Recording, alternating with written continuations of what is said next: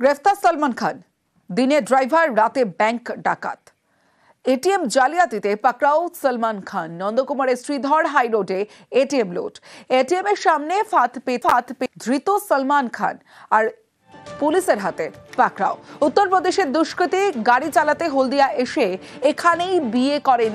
এই যে দেখুন, একটা সিসি ক্যামেরার ফুটেজ আপনাদের দেখাচ্ছি। লুটেরা সলমান খানের সিসি ক্যামেরা ফুটেজ। দিনে চালক, রাতে ডাকাতি চালাতো এই সলমান।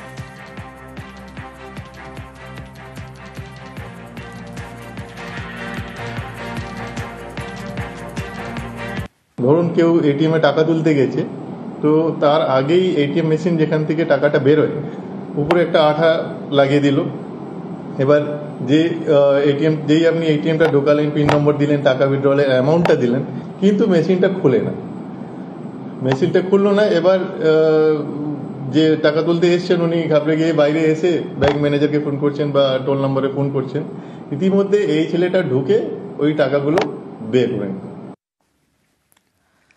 চুঁচুড়া পুরসভায় টাকা তছরূপের অভিযোগ কর দপ্তরের অস্থায়ী কর্মীর বিরুদ্ধে। লক্ষ লক্ষ টাকা নয় ছয়ের অভিযোগ। মিউটেশন করে টাকা নিজের পকেটে, আর পুরসভা তহবিলে না দিয়ে টাকা নিজের পকেটে। পুর কর্তৃপক্ষের কাছে দোষ কবুল অস্থায়ী কর্মীর। 15টি মিউটেশনের টাকা নয় ছয় কবুল অভিযুক্তের। এক একটি মিউটেশনে 25 থেকে 30,000 টাকা। থানায় অভিযোগ দায়ের। পুর প্রধানের পিছনে আর কেউ যুক্ত কিনা তার তদন্তে পুলিশ। যে বা যারা করিয়েছে এটা খুবই নিন্দাজনক ঘটনা, এবং যাতে আগামী দিনে না হয় তার জন্য পৌর কর্তৃপক্ষের সঙ্গে আমরা সমস্ত কর্মচারীরাও এবং পৌরসভার যতগুলো ইউনিয়ন আছে সব ইউনিয়ন পৌর কর্তৃপক্ষের পাশেই থাকবে। যে ও দোষ স্বীকার করে ক্ষমা প্রার্থী হয়েছে এবং সেটা ওকে লিখিত দিতে বলা হয়েছে। লিখিত দেওয়ার পর আমরা ওই চিঠির পরিপ্রেক্ষিতে যেটা আইনত আমাদের করার দরকার, শোকজ করব যে তোমায় কেন টার্মিনেট করা হবে না পৌরসভা থেকে, এবং সেইটা করার পর আমরা তদন্তের জন্য চুঁচুড়া থানায় এফআইআর করব। সাঁকর বদলে সেতু। কাঁসাই নদীর উপরে তৈরি হবে সেতু। পশ্চিম মেদিনীপুরের ডেবরা থেকে দাসপুর, কাশপুর এবং ঘাটালে যাওয়ার জন্য এবার পাকা সেতু। সেতু তৈরির জন্য জমি অধিগ্রহণের কাজ শুরু।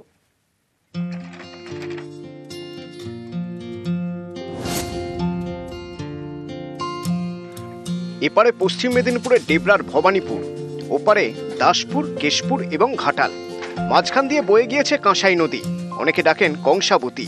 এই নদী পারাপারের জন্য কোনো ব্রিজ নেই, ভরসা সাঁকো। এবার নদীর উপরে তৈরি হবে পাকা ব্রিজ। জমি অধিগ্রহণের প্রক্রিয়া শুরু করে দিল সেচ দপ্তর এবং পূর্ত দপ্তর। উপকার তো অনেকটাই হবে মানুষের। বর্ষাকালটায় প্রচুরই অসুবিধা, পারাপারের অসুবিধা। মানে আমরা সবজি চাষ করি, মাঠ থেকে সবজি নিয়ে তাড়াতাড়ি যেতে পারি না হাটে, নৌকার জন্য অপেক্ষা করতে দেরি হয়। তাই জন্য ব্রিজটা হয়ে গেলে আমরা তাড়াতাড়ি মানে সবজিটা ছাড়তে পারবো মার্কেটে। সরকার সাহেব আর বিএলএ সাহেব বলেছেন যে বাজার যা এখন বিক্রি হচ্ছে তার 1.5 গুণ দাম দিবেন, এতে আমরা সম্মতি দিয়েছি। কাঁসাইয়ের ওপর সাঁকো, এই সাঁকো দিয়ে ঝুঁকি নিয়েই চলে যাতায়াত। বড় গাড়ি যায় কয়েক কিলোমিটার ঘুরে, এতে সময়ও বেশি লাগে। স্থানীয়দের দাবি পাকা সেতু তৈরি হলে সুবিধা হবে, সময়ও বাঁচবে, উপকৃত হবেন কয়েক হাজার গ্রামবাসী। 0.16 একর্স অফ ল্যান্ড যে আছে আমাদের দরকার আছে, সে কনসালটেশন প্রসেস কমপ্লিট করা হয়েছে। প্রায় 90% ওখানকার যে লোকজন আছে অলরেডি কনসেন্ট লেটার দিয়েছেন। তার জন্য আমি সবাইকে ধন্যবাদ জানাচ্ছি। আমি আশা করছি কি এই কাজ যে আছে ইমিডিয়েটলি স্টার্ট হবে। ডেবরা থেকে দিগ্বিজয় মাহালি, নিউজ 18 বাংলা। পুজোর বাকি হাতে গোনা আর মাত্র কয়েকদিন, আর তার আগে জলপাইগুড়ির ব্লাড ব্যাংকে রক্ত সংকট। সমস্যা মেটাতে উদ্যোগী জলপাইগুড়ি জেলা পুলিশ আয়োজন করল রক্তদান শিবিরের।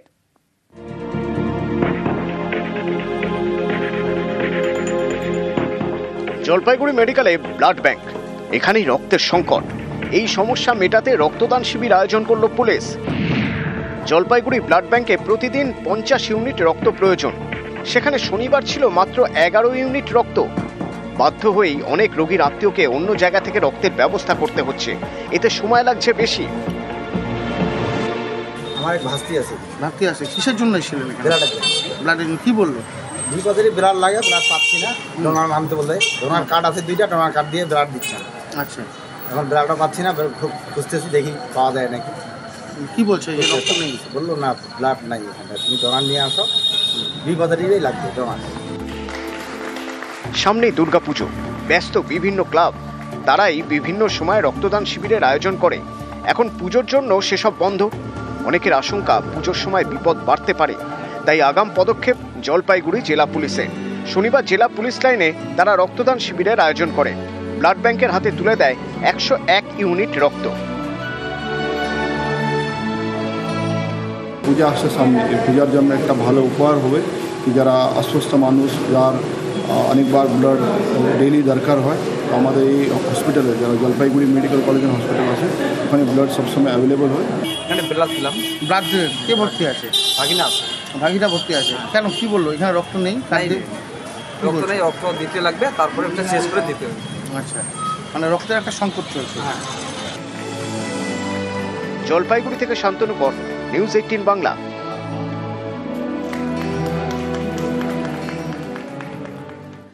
পুজোর বাকি 14 দিন, কিন্তু বুকিং নেই জলদাপাড়ায়। জলদাপাড়া জাতীয় উদ্যানের মূল আকর্ষণ হাতি সাফারি এবং গাড়ি সাফারি। এই দুই সাফারির টিকিটই বুক করা যেত অনলাইনে। সম্প্রতি তা বন্ধ করে দেওয়া হয়েছে। পর্যটকদের দাবি কাউন্টারে দাঁড়িয়ে টিকিট মিলছে না, আর সেই কারণেই বুকিংয়ে ভাঁটা।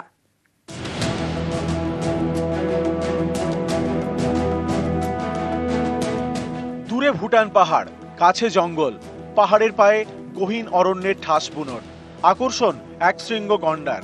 পুজোর সময় মেতে ওঠে জলদাপাড়া জাতীয় উদ্যান। এ মাসের শেষে পুজো। প্রতিবার পুজোর অনেক আগেই হোটেল রিসর্ট বুক হয়ে যায়। এবার অন্য ছবি। বুধবার থেকে জলদাপাড়া জঙ্গল খুলছে পর্যটকদের জন্য, কিন্তু হোটেল রিসর্ট সবই ফাঁকা। কারণ জলদাপাড়ার মূল আকর্ষণ জঙ্গল আর সাফারি। হাতি এবং গাড়ি দুই সাফারি আগে অনলাইনে বুক করা যেত, এবার অনলাইন বুকিং বন্ধ। এরই প্রভাব পড়েছে হোটেল রিসর্টের বুকিংয়ে। জানুয়ারি মাস থেকে আমরা জুনের 15 তারিখ পর্যন্ত সাফার ছিলাম। কোনো পর্যটক তেমনভাবে আসতে চাচ্ছে না, কেন কি লাইনে দাঁড়ায় টিকিট পাবো কি না, তাহলে জঙ্গলে গিয়ে কি হবে, সাফারি যদি করতে না পারে তাহলে জঙ্গল এলাকায় আমরা যাব কেন। 216 বর্গ কিলোমিটার শাল সেগুনের জঙ্গল, অরণ্যের দিন রাত্রি, হেঁটে জঙ্গল ঘোরা যায় না। একমাত্র ভরসা হাতি সাফারি অথবা গাড়ি সাফারি। এই দুই সাফারির বুকিং চালু ছিল অনলাইনে। আগেভাগে টিকিট কেটে নিয়ে সাফারি নিশ্চিত করতে পারতেন পর্যটকরা। টিকিট বাঁচলে অফলাইনে কাউন্টার থেকে বিক্রি করা হতো। সম্প্রতি এই অনলাইন বন্ধ করে দেওয়া হয়েছে। এর জেরে সমস্যায় পর্যটকরা। তাদের দাবি অফলাইনে টিকিট কাটার জন্য লম্বা লাইনে দাঁড়িয়েও টিকিট মিলছে না। এই সাফারিটা চড়ে পরিবাররা খুব এন্টারটেনমেন্ট করতো, সেই সাফারিটা অনলাইনে বুক করতো। তো তবে সুবিধা কিন্তু ওরা কনফার্ম হয়ে লজ ট্যুরিস্টের লজ এই বিভিন্ন রিসোর্টগুলোকে অনলাইনে বুক করে ওরা এখানে পাড়ি দিত। এখন বিষয়টা এই অনলাইনটা তুলে যাওয়ার ফলে ওদের কী হয়েছে, এটা কিন্তু ওদের কাছে একটা বিভ্রান্তকর হয়ে গেছে। এতে বন দপ্তরের ক্ষতি হচ্ছে, সরকারের ক্ষতি হচ্ছে, এখানকার ব্যবসার ক্ষতি হচ্ছে। অফলাইনে টিকিট মিলছে না, জঙ্গল সাফারি করা যাচ্ছে না, নিরাশ পর্যটকরা। এতে ধাক্কা খাচ্ছে পর্যটন। পুজোর মুখে জলদাপাড়ায় পর্যটকের সংখ্যা অনেকটাই কমেছে। হোটেল রিসর্টের বুকিং নেই, অর্ধেকের বেশি ফাঁকা। জলদাপাড়ায় প্রায় 70টি হোটেল রিসর্ট রয়েছে, এর অধিকাংশই ফাঁকা। এখন পর্যন্ত অনলাইন চালু না হওয়ার জন্য আমরা এখন পুজোর কোনো বুকিং ঠিকঠাক এখন পর্যন্ত হয় নাই। পুজোর সময় পর্যটক বলে দাদা সাফারি করাতে পারবেন তো? এলিফ্যান্ট সাফারিটা অনলাইন হবে, জিপসি সাফারিটা অনলাইন হবে না, যেহেতু টাকা নেওয়া হচ্ছে না। ফ্রিতে দিলে তো যে কোনো লোক বুক করে ব্লক করে দিতে পারে না, তো তাহলে টুরিস্ট আসার কম হতে হবে না। আমরা তো এরকম তো কিছু দেখছি না, টুরিস্ট তো সেরকমই আসছে। তো আলিপুরদুয়ার থেকে রাজকুমার কর্মকার, নিউজ 18 বাংলা। ওপারে টালমাটাল আর এপারে পুজোর আছে। মঙ্গলবার থেকে শিলিগুড়ির পানি ট্যাঙ্কিতে বাজার বন্ধ। নেপাল থেকে কেনাকাটা করতে আসছেন না কেউ। এর জেরে ব্যবসায় ক্ষতি।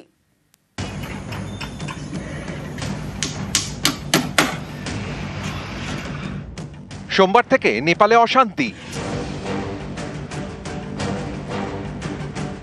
ভাঙচুর, আগুন, গুলি, মৃত্যু, সরকার পতন। বাদ যায়নি কিছুই। এখন টালমাটাল নেপাল। আজ পড়ছে শিলিগুড়ির পানি ট্যাঙ্কির দুর্গাপুজোয়। পানি ট্যাঙ্কিতে রয়েছে বড় বাজার। নেপাল থেকে অনেকেই এই বাজারে এসে কেনাকাটা করেন, তারপর নেপালে গিয়ে বিক্রি করেন।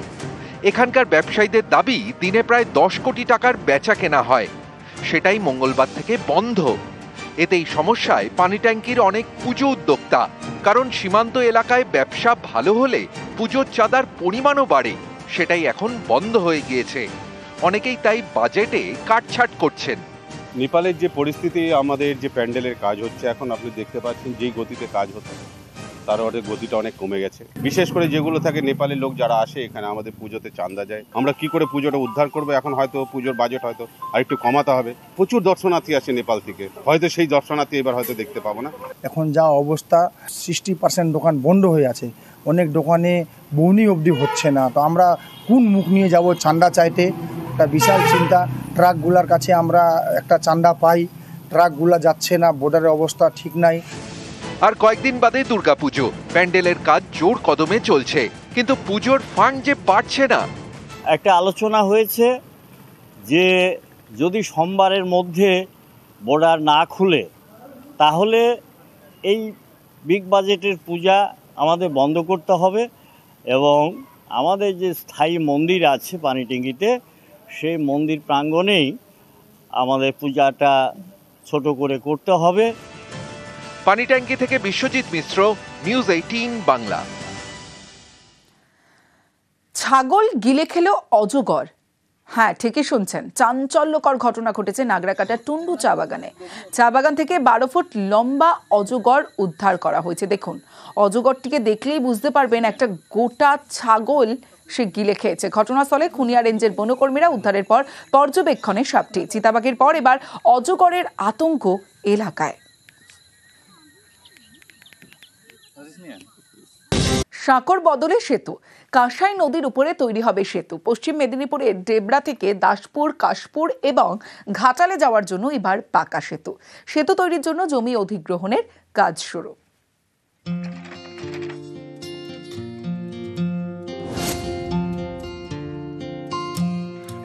এপারে পশ্চিম মেদিনীপুরের ডেবরার ভবানীপুর, ওপারে দাসপুর, কেশপুর এবং ঘাটাল।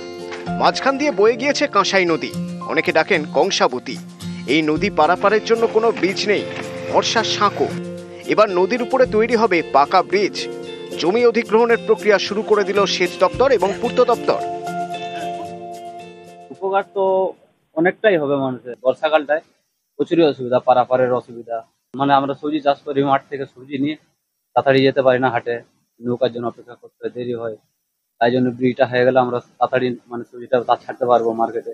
সরকার সাহেব আর বিএলএ সাহেব বলেছেন যে বাজার যা এখন বিক্রি হচ্ছে তার 1.5 গুণ দাম দিবেন, এতে আমরা সম্মতি দিয়েছি। কাঁসাইয়ের ওপর সাঁকো, এই সাঁকো দিয়ে ঝুঁকি নিয়েই চলে যাতায়াত। বড় গাড়ি যায় কয়েক কিলোমিটার ঘুরে, এতে সময়ও বেশি লাগে। স্থানীয়দের দাবি পাকা সেতু তৈরি হলে সুবিধা হবে, সময়ও বাঁচবে, উপকৃত হবেন কয়েক হাজার গ্রামবাসী। 0.16 acres of land যে আছে আমাদের দরকার আছে, সে কনসালটেশন প্রসেস কমপ্লিট করা হয়েছে। প্রায় 90% ওখানকার যে লোকজন আছে অলরেডি কনসেন্ট লেটার দিয়েছেন, তার জন্য আমি সবাইকে ধন্যবাদ জানাচ্ছি। আমি আশা করছি কি এই কাজ যে আছে ইমিডিয়েটলি স্টার্ট হবে। ডেবরা থেকে দিগ্বিজয় মাহালি, নিউজ 18 বাংলা। ব্যবসায় নিখোঁজ রহস্য। ওড়িশায় গিয়ে নিখোঁজ বাংলার ব্যবসায়ী, 5 লক্ষ টাকা সহ কটক থেকে বেপাত্তা। 7 সেপ্টেম্বর কটকে বাদুড়িয়ার আনারুল। সপ্তাহ ঘুরলেও হদিশ নেই ব্যবসায়ী আনারুলের। অপহরণের আশঙ্কা। আনারুলের পরিবারের বাংলা ওড়িশা পুলিশে যোগাযোগ।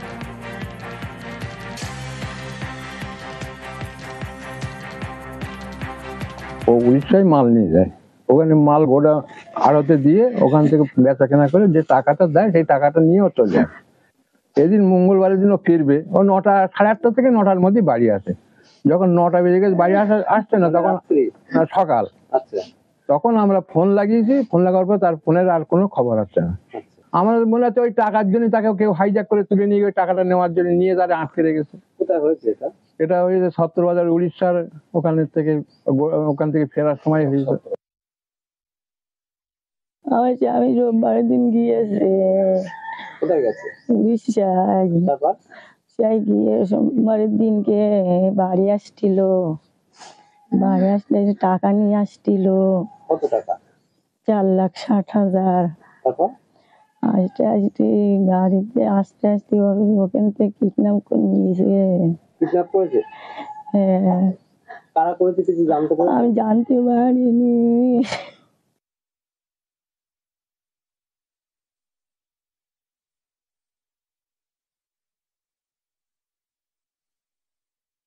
ডাক্তারি ছাত্রীর রহস্য মৃত্যু, প্রেমিকের বিরুদ্ধে খুনের অভিযোগ। অভিযুক্ত মালদা মেডিকেলের জুনিয়র চিকিৎসক উজ্জ্বল সোরেন।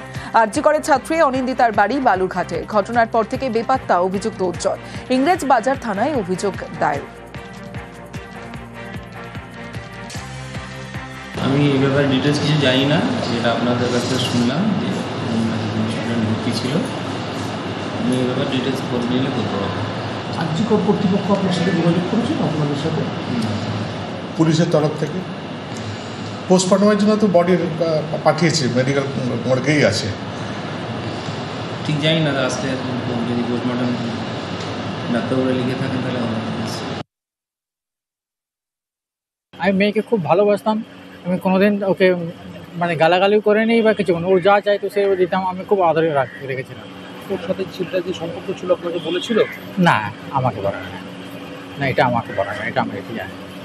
যদি কোনো অন্যায় হয়ে থাকে এটা প্রপার ইনভেস্টিগেশন করে তার শাস্তি চাই। আমরা চাইছি যে মানে অ্যাকচুয়াল মানে কী জন্য সুসাইডটা করলো সেটাই খালি খোঁজ লাগাতে চাই আমরা। যার জন্য অভিযোগ, যার জন্য সুসাইড করলো তার কোনো শাস্তি চাইছে? সে যদি দোষী হয়, যে তার জন্য যদি হয়ে সত্যি করে থাকে, অবশ্যই তার জন্য জেল হোক। পুলিশ কি তদন্ত করছে?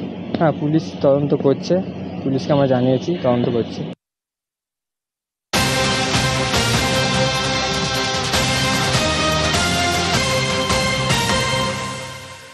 সোশ্যাল মিডিয়ায় অনিন্দিতা উজ্জ্বলের পরিচয়। উজ্জ্বলের সঙ্গে দেখা করতে মালদায় অনিন্দিতা।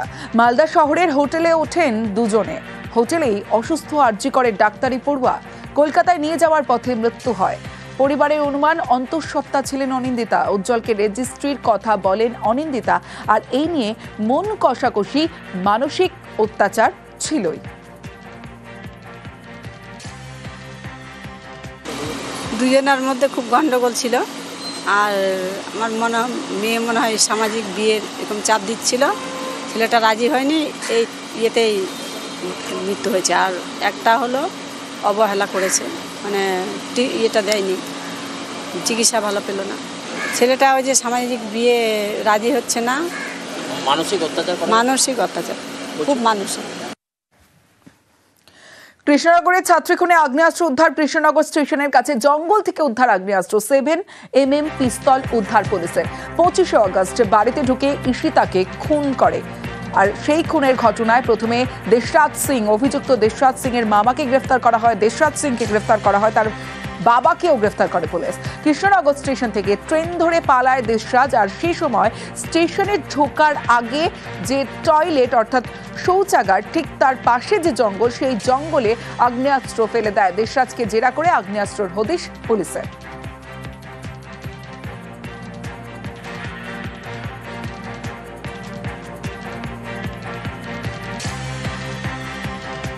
সামনে দুর্গাপুজো আর মণ্ডপের কাজ মাঝপথেরই মধ্যে বিপত্তি। মালদার 5 পুজো মণ্ডপের থেকে অগ্রিম 20 লক্ষ টাকা নিয়ে বেপাত্তা কলকাতার ডেকোরেটর। চাঞ্চল্যকর অভিযোগ মালদার ইংরেজ বাজারে। এই ডেকোরেটর ঢাকুরিয়ার। তার বিরুদ্ধে প্রতারণার ভুরি ভুরি অভিযোগ এলাকায়।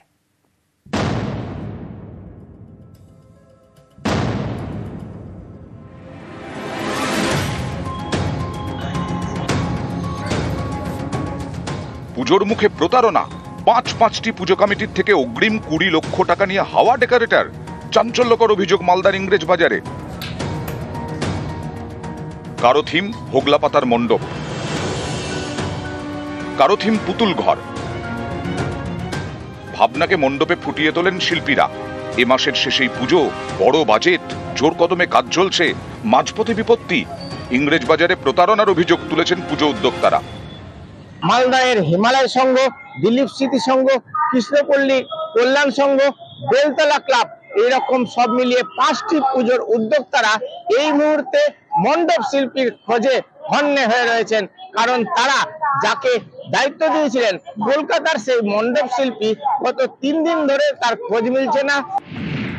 5 পুজো উদ্যোক্তারই অভিযোগ কলকাতার একটি ডেকোরেটর কোম্পানির বিরুদ্ধে। উদ্যোক্তাদের দাবি অগ্রিম টাকা নিয়ে মাসখানেক আগে কাজ শুরু করে ডেকোরেটর, কিন্তু কয়েকদিন ধরে কর্মীরা মণ্ডপে আসছিলেন না, ফোনেও যোগাযোগ করা যায়নি। খোঁজ করতে হোটেলে যান উদ্যোক্তারা, তখনই জানা যায় সবাই হাওয়া। 5টি পুজো কমিটির থেকে সব মিলিয়ে প্রায় 20 লক্ষ টাকা নিয়ে গায়েব। কলকাতার বেহালার সুদীপ্ত পাল হলো একজন শিল্পী, হঠাৎ করে দেখা যায় 10 তারিখ সকাল থেকে ওর শিল্পীর সমেত টোটাল টিম উধাও। কত টাকা ওকে দেওয়া হয়েছে? ওর পাটে 5.5 লক্ষ টাকা অলরেডি নিয়েছে, আর কিছু খরচ ধরুন টাকা নিয়েছে। আমরা এখনো পর্যন্ত তাকে 2,40,000 টাকা দিয়েছিলাম। আমরা তো সকলেই শিল্পী নই, শিল্পীর সাহায্য নিয়ে প্যান্ডেলটা হচ্ছিল। এবং সুদীপ্ত ঘোষ যে ছেলেটা সুদীপ্ত পাল যে ছেলেটি নিজে এর আগে আমাদের সাথে বিভিন্ন জায়গায় কাজও করেছে মালদা শহরে, তাকে ভরসা করেছিলাম, তাকে বিশ্বাস করেছিলাম।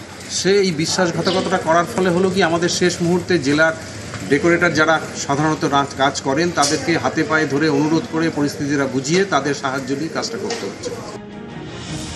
মালদার পুজো মণ্ডপ সাজানোর দায়িত্বে ছিলেন ঢাকুরিয়ার ডেকোরেটর। এই ডেকোরেটরের বিরুদ্ধে ভুরি ভুরি অভিযোগ তাঁর এলাকাতেই। মালদার 5টি বড় পুজোর থিমের বরাত নিয়েছিলেন সুদীপ্ত পাল, কলকাতার ডেকোরেটর। তিনি মূলত ঢাকুরিয়ার সেলিমপুরের এই বাড়িতে থাকেন এবং এমনটাই ঠিকানা দেওয়া হয়েছিল ওই কমিটিগুলোকে, অর্থাৎ মালদার পুজো কমিটির কমিটিগুলোকে।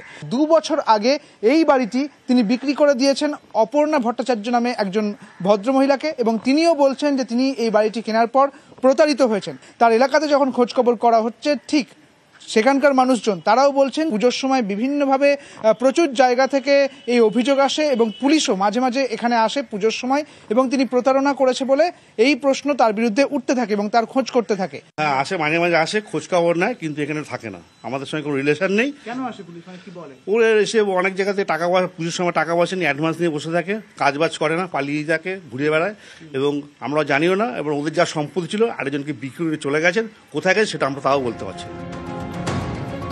নিউজ 18 বাংলা।